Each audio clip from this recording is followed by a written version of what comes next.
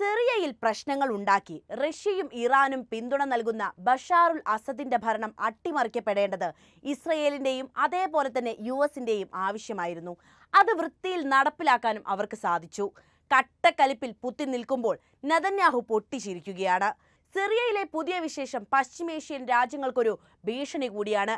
കളി അധികം വേണ്ട എന്ന ഇസ്രയേലിന്റെയും അമേരിക്കയുടെയും താക്കീത്. വിമതസേനയുടെ അപ്രതീക്ഷിത ആക്രമണത്തിൽ 11 ദിവസം കൊണ്ട് ബഷാറുൽ അസദിന്റെ ഭരണത്തിന് അന്ത്യമായതോടെ സിറിയൻ ജനത പുതിയ പ്രതീക്ഷയിലേക്കാണ് മിഴികൾ തുറക്കുന്നത്. സിറിയ അസദിന്റെ ഭരണത്തിൽ നിന്ന് മോചിതമായെന്ന് ഞായറാഴ്ചയാണ് ലോകം കേട്ടത്. അരനൂറ്റാണ്ട് നീണ്ട അസദ് കുടുംബത്തിന്റെ ഭരണം അബു മുഹമ്മദ് അൽ ജുലാനിയുടെ നേതൃത്വത്തിലുള്ള ഹയാത്ത് തെഹ്രീർ അൽ ഷാം വിമതസേനയുടെ ഇടപെടലിൽ അവസാനിച്ചു. സിറിയയുടെ പൂർണ്ണ നിയന്ത്രണം വിമതരുടെ കയ്യിലായതോടെ തിരശീല വീണത് ആഭ്യന്തര യുദ്ധത്തിനിടെ ഛിന്ന ഭിന്നമായി മാറിക്കഴിഞ്ഞ രാജ്യത്തിന്റെ അധികാരം കൈവിട്ടു പോകാതിരിക്കാൻ പ്രസിഡന്റ് ബഷർ അൽ അസദ് 14 വർഷമായി നടത്തിവന്ന ശ്രമങ്ങൾക്ക് കൂടിയാണ്. പിതാവ് ഹാഫിസ് അൽ അസദിന്റെ പിന്തുടർച്ചാവകാശിയായി 2000-ലാണ് നേത്രരോഗ വിദഗ്ധൻ കൂടിയായ ബഷർ അൽ അസദ് സിറിയൻ പ്രസിഡന്റായി സ്ഥാനമേൽക്കുന്നത്. സിറിയയിൽ കാര്യമായ മാറ്റങ്ങൾ കൊണ്ടുവരാനുള്ള ഭരണാധികാരി എന്ന് ജനങ്ങൾ കരുതിയ അദ്ദേഹത്തിനെതിരെ പിന്നീട് വലിയ പ്രക്ഷോഭങ്ങൾ നടക്കുന്നത് രാജ്യം നോക്കി നിന്നിട്ടുണ്ട്. 2011 മാർച്ചിലാണ് പ്രക്ഷോഭങ്ങളുടെ എല്ലാം പൊട്ടിപ്പുറപ്പെടൽ സംഭവിക്കുന്നത്. അച്ഛനെ പോലെ തന്നെ മകനും പെരുമാറുന്നതാണ് അന്ന് സിറിയയിലെ ജനത കണ്ടുനിന്നത്. ചോദ്യം ചോദിച്ചവരെ നിഷ്കരുണം അടിച്ചമർത്തൽ സ്വഭാവം ഭരണകൂടം കാണിച്ചുകൊണ്ടിരുന്നപ്പോൾ പ്രതിഷേധത്തിന്റെ രീതിയും ഭാവവും മാറി തുടങ്ങിയിരുന്നു. ചെറിയ ജനവിഭാഗങ്ങൾ നടത്തിപ്പോന്ന പ്രതിഷേധം പെട്ടെന്ന് കലാപമായി മാറുകയും പലരും അതിലേക്ക് ആകൃഷ്ടരാവുകയും ചെയ്തു. കലാപം ആഭ്യന്തര യുദ്ധമായി പരിണമിച്ചതോടെ സിറിയ സഖ്യകക്ഷികളായ ഇറാന്റെയും റഷ്യയുടെയും സഹായം തേടി. ഇരു രാജ്യങ്ങളുടെയും പിന്തുണയോടെ പ്രതിപക്ഷത്തിന്റെ നിയന്ത്രണത്തിലുള്ള നഗരങ്ങൾ തകർത്ത് കീഴ്പ്പെടുത്താൻ ബഷർ തന്റെ സൈന്യത്തിന് അധികാരവും നൽകി.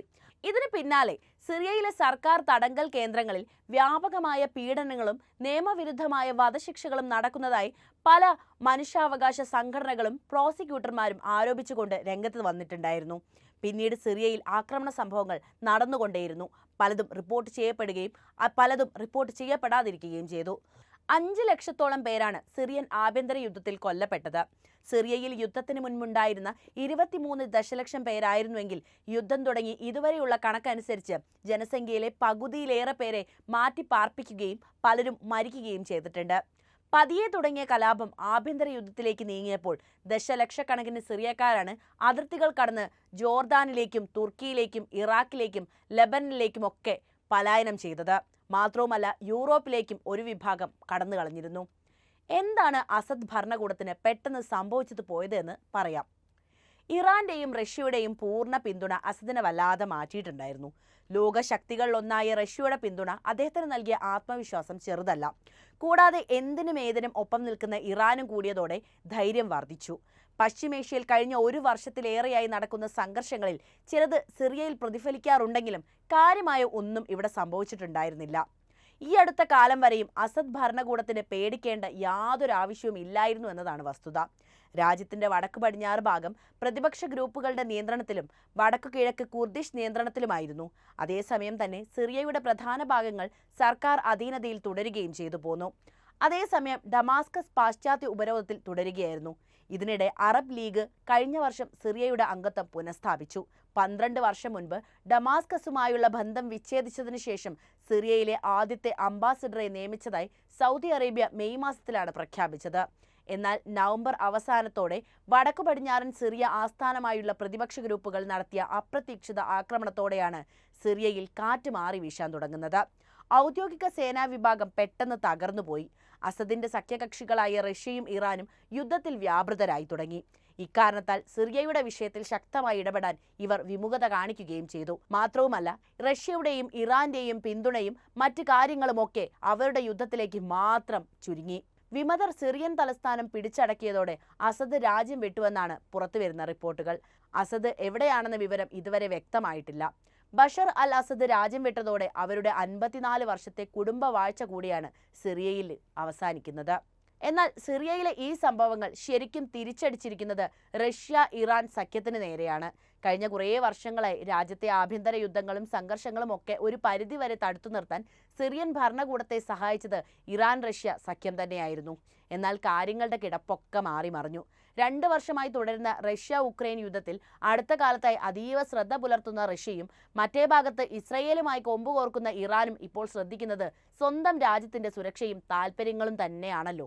ഈ സാഹചര്യം സിറിയയിൽ പെട്ടെന്നൊരു അട്ടിമറി സൃഷ്ടിക്കാൻ വിമതർക്ക് കരുത്തായി എന്ന് വേണം മനസ്സിലാക്കാൻ. കഴിഞ്ഞ ദിവസം അധികാരമാറ്റ ചർച്ചകളെ തുടർന്ന് സൈനിക വിമാനത്തിൽ രക്ഷപ്പെട്ട അസദും കുടുംബവും നിലവിൽ മോസ്കോയിൽ അഭയം തേടിയെന്നാണ് നമുക്ക് ലഭിക്കുന്ന വിവരം. എന്താണ് സിറിയയിൽ സംഭവിച്ചത് എന്ന് വിശദമായി തന്നെ നമുക്ക് നോക്കാം. ഇസ്രയേൽ, ലബനൻ, ഇറാഖ്, ജോർദാൻ, തുർക്കി തുടങ്ങിയ രാജ്യങ്ങളുമായി കര അതിർത്തി പങ്കിടുന്ന രാജ്യമാണ് ഈ സിറിയ. പശ്ചിമേഷ്യയിലെ നിലവിലെ രാഷ്ട്രീയ സാഹചര്യത്തിൽ നിർണായകമായ ഒരു ഭൂപ്രദേശവുമാണ് സിറിയ. 2.32 കോടി ജനസംഖ്യയാണ് സിറിയയിൽ ആകെയുള്ളത്. ജനസംഖ്യ കേട്ട് രാജ്യം ചെറുതാണ് എന്ന് കരുതരുത്. നമ്മുടെ കേരളത്തിന്റെ 5 ഇരട്ടിയാണ് സിറിയയുടെ വലിപ്പം. സിറിയയും മറ്റ് രാജ്യങ്ങളെ പോലെ തന്നെ മുസ്ലിം ഭൂരിപക്ഷ രാജ്യമാണ്. ജനസംഖ്യയിൽ 75% സുന്നി മുസ്ലിങ്ങളാണ്, 13% ഷിയ വിഭാഗക്കാരും. ക്രിസ്ത്യാനികളാകട്ടെ 10%മാണ് ഇവിടെയുള്ളത്. ബഷാറുൽ അസദിന്റെ നേതൃത്വത്തിലുള്ള ഭരണകൂടം രാഷ്ട്രീയമായി ഇറാനൊപ്പം തന്നെയാണ് നിലനിന്നിരുന്നത്. അതായത് ഭൂരിപക്ഷം സുന്നി വിഭാഗക്കാരുള്ള സിറിയയുടെ ഭരണാധികാരി ഷിയ രാജ്യമായ ഇറാനൊപ്പമാണ് കൂട്ടുകൂടിയത്. ഭൂരിഭാഗം പ്രദേശങ്ങളും സർക്കാർ അധികാരത്തിന് കീഴിലാണെങ്കിലും ചില കേന്ദ്രങ്ങൾ തുർക്കി പോലുള്ള രാജ്യങ്ങളുടെ പിന്തുണയുള്ള വിമതരുടെ നിയന്ത്രണത്തിലാണ് ഇപ്പോഴുള്ളത്. ഇടയ്ക്കിടെ പ്രശ്നങ്ങൾ സൃഷ്ടിക്കുന്ന വിമതരെ പേടിപ്പിക്കാൻ ആസാദിന്റെ കൈവശമുണ്ടായിരുന്ന പേരുകളാണ് ഈ റഷ്യയും അതുപോലെ തന്നെ ഇറാനും. വിഘടിച്ചു നിന്ന national front of liberation, Ahrar al Sham, Sheikh al Eesa, Nour al Din Al സെങ്കി movement, Syrian ദേശീയ സേനയുടെ കീഴിലുള്ള തുർക്കി അനുകൂല ഗ്രൂപ്പുകൾ എന്നീ വിമത സംഘടനകളെ ഏകോപിപ്പിച്ച് രക്തരഹിത കലാപം തുടങ്ങിയത് അബു മുഹമ്മദ് അൽ ജിലാനി എന്ന 42-കാരനാണ്. അൽഖ്വയ്ദ പോലുള്ള നിരവധി തീവ്രവാദ സംഘടനകളുമായി ബന്ധമുള്ള ജിലാനി ഇപ്പോഴും അമേരിക്ക 10 കോടി വില പറഞ്ഞ ഭീകരരിൽ ഒരാളാണ്. സാമ്പത്തിക പ്രതിസന്ധിയിൽ തളർന്നിരുന്ന അസദ് സർക്കാരിന് നവംബർ 27-ന് ആലപ്പോയിൽ പെട്ടെന്നുണ്ടായ വിമത നീക്കങ്ങളെ ചെറുക്കാനുള്ള ശേഷി നഷ്ടപ്പെട്ടിരുന്നു. എന്നും സഹായത്തിനെത്തിയിരുന്ന റഷ്യയും ഇറാനും യുദ്ധത്തിൽ സജീവമായതോടെ ആ വഴി എന്നേക്കുമായി അടഞ്ഞുപോയി. അയൽരാജ്യമായ ലബനൻ ഇസ്രയേൽ ആക്രമണത്തിൽ തകർന്ന നിലയിലുമാണ് ഉള്ളത്. വെടിനിർത്തൽ പ്രഖ്യാപിച്ച ലബനിലേക്ക് താമസക്കാർ വരുന്നേയുള്ളൂ. വിമതരെ ചെറുക്കാനുള്ള ശേഷി രാജ്യത്തെ സൈന്യത്തിനില്ലെന്ന് തിരിച്ചറിവും ഉറ്റ ചെങ്ങാതിമാരുടെ അഭാവവുമായിരിക്കണം അസദിന് പെട്ടെന്ന് തന്നെ രാജ്യം വിടേണ്ടി വന്ന ഒരു സ്ഥിതിഗതിയിലേക്ക് എത്തിച്ചത്. സൈനിക പോസ്റ്റുകൾ വിട്ടെറിഞ്ഞ് സിറിയൻ സൈനികർ വിമതർക്കൊപ്പം ചേർന്നതായും റിപ്പോർട്ടുകൾ വന്നിട്ടുണ്ട്. ചില സിറിയൻ നഗരങ്ങൾ ഇപ്പോഴും അസദ് അനുകൂലികളുടെ പക്കലാണെന്നും റിപ്പോർട്ടുകൾ പറയുന്നു. സിറിയയ്ക്ക് എന്ത് സംഭവിക്കുമെന്ന് കാത്തിരുന്ന് കാണേണ്ടതാണെന്നാണ് രാഷ്ട്രീയ നിരീക്ഷകരുടെ അഭിപ്രായം. 2011-ലെ അറബ് വസന്തത്തെ അതിജീവിച്ച അസദിന്റെ അടിവേരിളക്കിയത് പശ്ചിമേഷ്യയിൽ പുതിയ അധികാര സമവാക്യങ്ങൾക്ക് തുടക്കമിടും എന്ന കാര്യത്തിൽ സംശയമില്ല.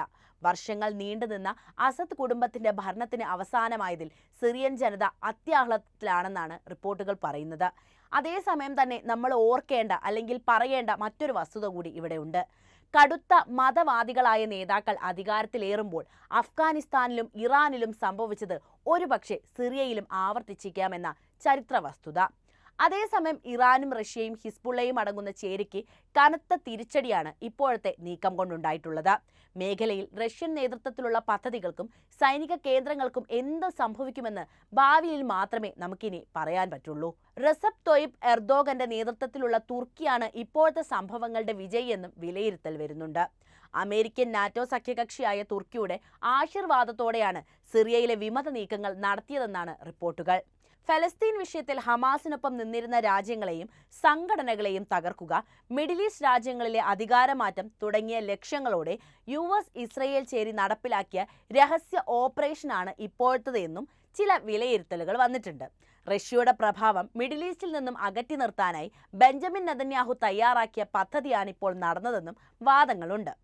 അസദ് ഭരണകൂടത്തെ വീഴ്ത്തി സിറിയയിൽ വിമതർ രാജ്യം കീഴടക്കിയതിന് പിന്നാലെ ഗോലൻ കുന്നുകളിലെ സിറിയൻ നിയന്ത്രിത പ്രദേശം ഇസ്രയേൽ കൈവശപ്പെടുത്തിയെന്ന വാർത്തയും പുറത്തു വന്നിട്ടുണ്ടായിരുന്നു. ഗോലൻ കുന്നുകളിലെ ബഫർ സോണിന്റെ നിയന്ത്രണം തങ്ങളുടെ സൈന്യം താൽക്കാലികമായി ഏറ്റെടുത്തതായി ഇസ്രയേൽ പ്രധാനമന്ത്രി ബെഞ്ചമിൻ നെതന്യാഹു തന്നെയാണ് പ്രഖ്യാപിച്ചത്. വിമതർ രാജ്യം പിടിച്ചടക്കിയതോടെ 1974-ൽ സിറിയയുമായി ഉണ്ടാക്കിയ ഉടമ്പടി തകർത്തുവെന്ന് വ്യക്തമാക്കിയാണ് ഇസ്രയേൽ സൈന്യം ഈ പ്രദേശം കൈവശപ്പെടുത്തിയത്. ഗോലൻ കുന്നുകളിലെ ഇസ്രയേൽ അധിനിവേശ ഭാഗത്ത് നിന്ന് ബഫർ സോണിലേക്കും സമീപത്തുള്ള കമാൻഡിംഗ് പൊസിഷനുകളിലേക്കും പ്രവേശിക്കാൻ ഇസ്രയേൽ പ്രതിരോധ സേനയോട് ഉത്തരവിട്ടതായി ബെഞ്ചമിൻ നെതന്യാഹു പറയുകയും ചെയ്തിട്ടുണ്ട്. സിറിയയിൽ ഇപ്പോൾ നടന്ന ഈ ആഭ്യന്തര പ്രശ്നങ്ങളുടെ എല്ലാം ഉത്തരവാദി ഇസ്രയേലും യുഎസുമാണെന്ന് നിങ്ങൾക്ക് തോന്നുന്നുണ്ടോ? നിങ്ങളുടെ അഭിപ്രായം എന്തായാലും കമന്റിൽ എഴുതണേ. ഒപ്പം ഈ അറിവുകൾ എല്ലാവരിലേക്കും എത്താനേ വീഡിയോ ഒന്ന് ലൈക്ക് ചെയ്യാനും ഷെയർ ചെയ്യാനും പ്രത്യേകം ശ്രദ്ധിക്കുമല്ലോ.